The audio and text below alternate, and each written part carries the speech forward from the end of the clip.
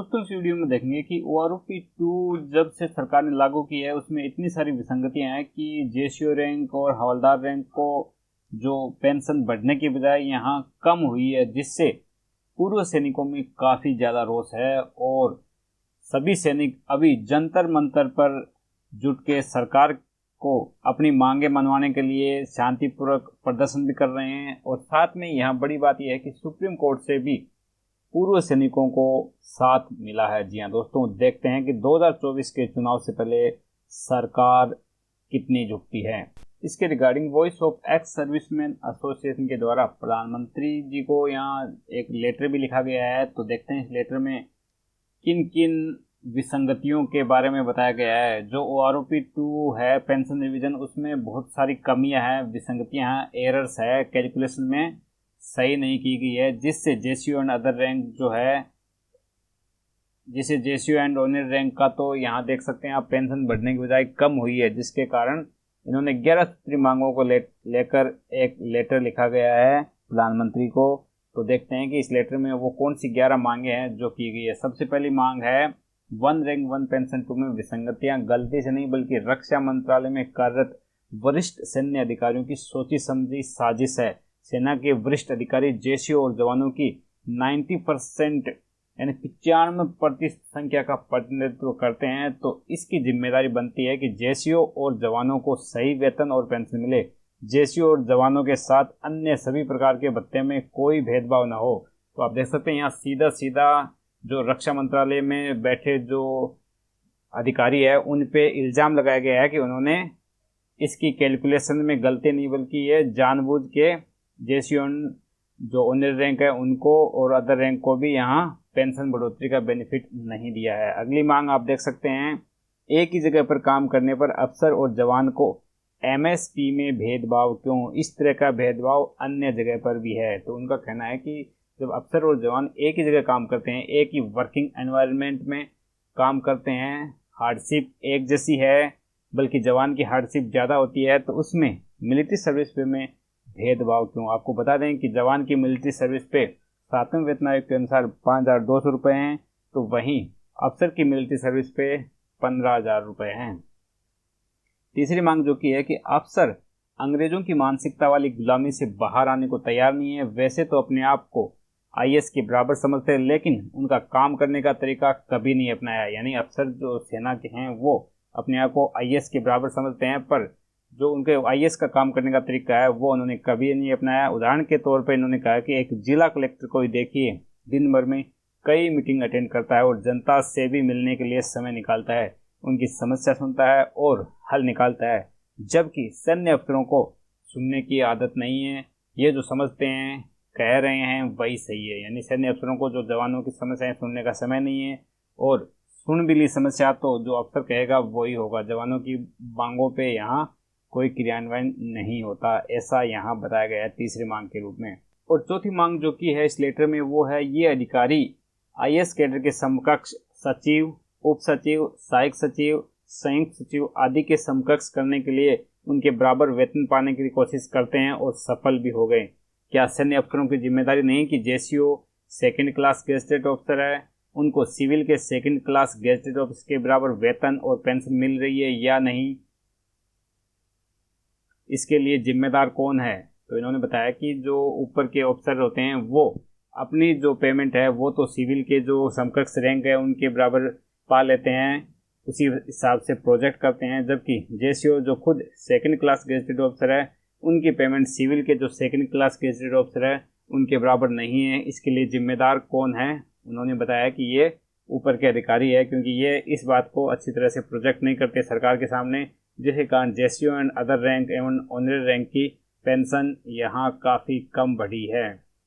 पांचवी मांग आप देख सकते हैं, तीसरे वेतन आयोग में जवानों और जेसीओ की पेंशन 75% से घटकर 50% कर दी गई। तो पेंशन सही करने के लिए अफसरों ने एक सिफुगा चलाया जो 1 रैंक 1 पेंशन है। सिपाही से हवलदार तक 35 से 40 वर्ष और जेसीओ 45 से 50 वर्ष के बीच रिटायर हो जाते हैं, जबकि अफसर तो 55 से 60 वर्ष तक की नौकरी करते हैं। अफसरों ने जवानों का नाम लेकर 1 रैंक 1 पेंशन का आंदोलन जो चलाया वो जवानों के कंधे पे बंदूक रख कर चलाया और पूरा लाभ यहाँ अफसरों को मिल गया। तो OROP-2 रिवीजन की जो टेबल्स आई सरकार की तरफ से, उसमें देखा गया कि अफसर्स की जो पेंशन में बढ़ोतरी थी वो अच्छी खासी थी, जबकि जवानों की इसके आगे कुछ भी नहीं थी और कोई भी रेशियो या फिटमेंट फैक्टर को भी यहाँ फॉलो नहीं किया गया। और छठी डिमांड की गई है कि OROP-1 में लेफ्टिनेंट कर्नल से लेफ्टिनेंट जनरल तक 8,000 से 8,500 रुपये तक की पेंशन बढ़ोतरी हुई और OROP-2 में लेफ्टिनेंट कर्नल से लेफ्टिनेंट जनरल तक 10,000 से 12,000 की बढ़ोतरी हुई तथा उन्हें एरियर 5 लाख रुपए तक दिया गया है। वहीं वन रैंक वन पेंशन यानी OROP-2 में सिपाही से लेकर हवलदार तक 500 से 2,200 रुपये तक की बढ़ोतरी हुई, जबकि जेसीओ और ऑनरेरी ऑफिसर जो है, ऑनरेरी रैंक है, उनकी पेंशन यहाँ बढ़ने की बजाय कम कर दी गई।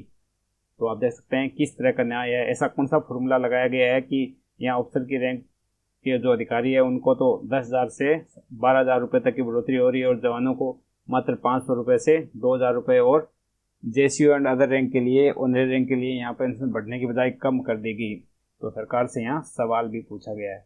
सातवीं मांग जो की गई है वो कि जेसीओ, जवानों और ऑनरेरी अफसरों का 7वें वेतन आयोग में न्यूनतम पर फिक्स किया गया, यानी 7th पे कमीशन है वो इन रैंक के लिए न्यूनतम पे फिक्स किया गया, जिसके कारण इनकी पेंशन भी कम हो गई। उदाहरण के तौर पे बताया गया है कि ऑनरेरी लेफ्टिनेंट का 7वें वेतन आयोग में वेतन है 1,10,700, उस हिसाब से 50% के हिसाब से इनकी पेंशन हुई 55,350, जबकि OROP-2 में इनकी पेंशन होगी 41,200। आप देख सकते हैं 55,000 से 41,000 यहाँ इनकी पेंशन कम की गई है। तो ये किस टाइप की कैलकुलेशन की गई है, यहाँ इस पे सवाल आया गया है। इसी प्रकार ऑनरेरी कैप्टन की बात करें तो 7th पे कमीशन में इनका 1,20,900 है पेमेंट और पेंशन होगी इसकी आधी 60,450 होनी चाहिए, जबकि OROP-2 जब रिवाइज हुई है अभी सरकार ने रिसेंटली, इसके रिगार्डिंग जो नोटिफिकेशन जारी किया गया है उसमें इनकी पेंशन 43,675 होगी। तो 60,000 से 43,000 लगभग 17,000 रुपये यहाँ कम है जो एक्चुअल पेंशन होनी चाहिए। तो फिर किस प्रकार का रिवीजन है, इन कमियों को यहाँ इस लेटर के माध्यम से प्रधानमंत्री और रक्षा मंत्री को यहाँ अवगत कराया गया है। 8वीं मांग आप देख सकते हैं, सेना के कुटिल और भ्रष्ट अधिकारियों को इस बात का पता क्यों नहीं लगा कि जवानों, जेसीओ और ऑनरेरी अफसरों का वेतन न्यूनतम पर है और अफसरों का वेतन अधिकतम पर है। यानी इनका मैक्सिमम जो सेट किया गया है उसमें जवानों, जेसीओ और ऑनरेरी रैंक का मिनिमम पे सेट कर दिया गया और जबकि अफसरों का वेतन मैक्सिमम पे सेट किया गया। तो ये पता होते हुए भी यहाँ इसको नज़रअंदाज किया गया या फिर यूँ कहेंगे जानबूझ के लागू किया गया है। इससे ज़्यादा सेना में भ्रष्टाचार क्या हो सकता है। सेना में जवानों ने कभी भी वेतन या खाने पर संघर्ष नहीं किया। सरकार ने जो दिया खुशी से ले लिया, जो खाने को दिया वह खा लिया, कभी शिकायत नहीं की। और लेटर में आगे बताया गया है कि अब सेना में भ्रष्टाचार सिर से ऊपर से निकल रहा है, इसलिए आज जवान जंतर मंतर पर बैठे हैं और OROP-2 में जो पेंशन बढ़ोतरी में कमियां हैं उनको लेकर सरकार के सामने अपनी मांगें रख रहे हैं। इसे दुर्भाग्य ही कहेंगे कि जवान, जेसीओ तथा अफसर एक साथ मिलकर काम तो कर रहे हैं लेकिन आपस में भरोसा नहीं है। लेटर में आगे कहा गया है कि सेना में आज तो जवान और जेसीओ सेवारत है, वह किसी नेता, राजनेता, सिविलियन अफसरों, सैन्य अफसर या उद्योगपति के नहीं हैं। यानी जो भी जेसीओ है सब एक किसान के बच्चे हैं। सेवारत जवान, जेसीओ पूर्व सैनिकों के, किसानों के, मजदूरों के और राष्ट्रभक्तों के बच्चे हैं। जो जवान और जेसीओ जंतर मंतर पर अपना हक मांग रहे हैं उनके सगे संबंधी है। अगर जवानों की समस्याओं पर सरकार ने तुरंत ध्यान नहीं दिया तो इसके दूरगामी परिणाम होंगे।